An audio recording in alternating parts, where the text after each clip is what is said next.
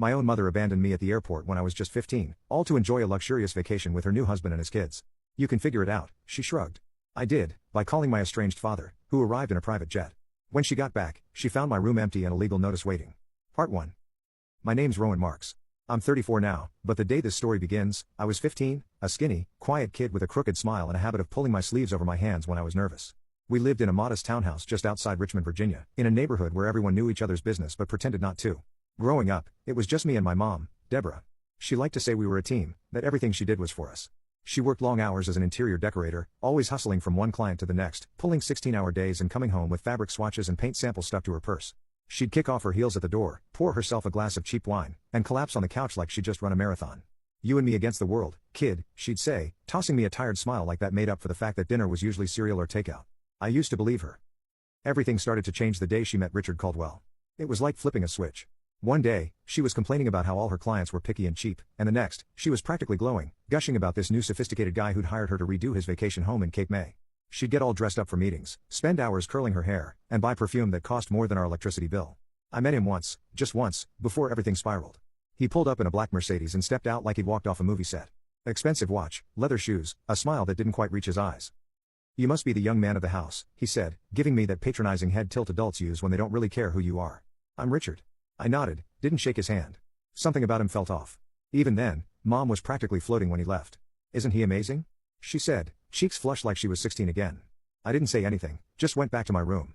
Over the next few months, she started spending more and more time with him. First, it was weekends, then entire weeks. She'd come back with shopping bags I knew we couldn't afford, makeup, designer shoes, even a new phone. When I asked her about the bills, she'd wave me off. Richard's helping out, she'd say. He wants to support us. But it never felt like it was about us. Eventually, she started talking about his kids, Aubrey and Nolan, preppy little things who went to some fancy boarding school in Connecticut. She'd show me pictures of them on her phone, matching outfits, beach vacations, birthday parties with white tents and live music. I started to feel like an outsider in my own life. Then came the trip. It was the first week of July. School had just let out, and Mom burst through the front door one evening, practically glowing. Pack your bags, she said, tossing her purse on the kitchen table. We're going to Santorini.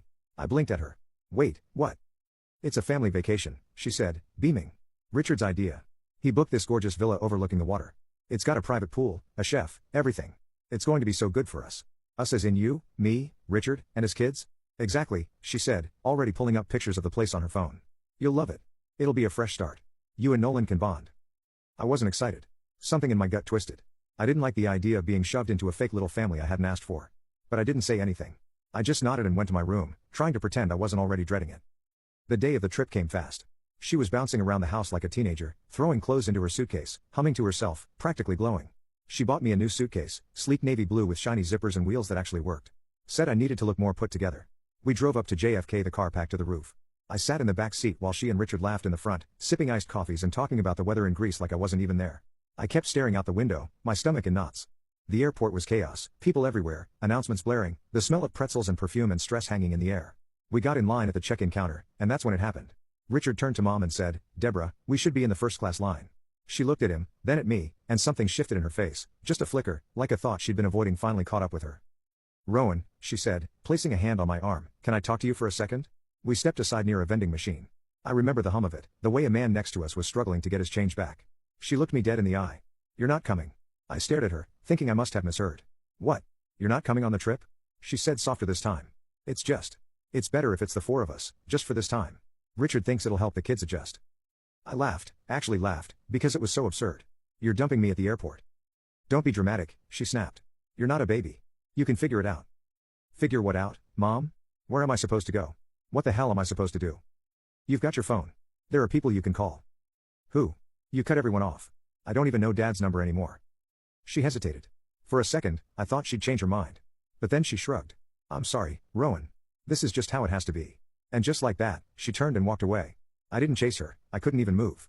I stood there, clutching the handle of that stupid new suitcase, watching her join Richard and the other kids at the check-in counter, laughing, smiling, like I didn't exist. I sat on a bench near the departures board and just stared at nothing for a long time. I couldn't cry, I couldn't even think. I just felt hollow. Eventually, I pulled out my phone, scrolled through every contact I had, classmates, old neighbors, even our dentist's office. No one. No one except one name at the very bottom of my list, Bryce Marks, my father, the man I hadn't spoken to in 6 years. I didn't even know if it was still his number.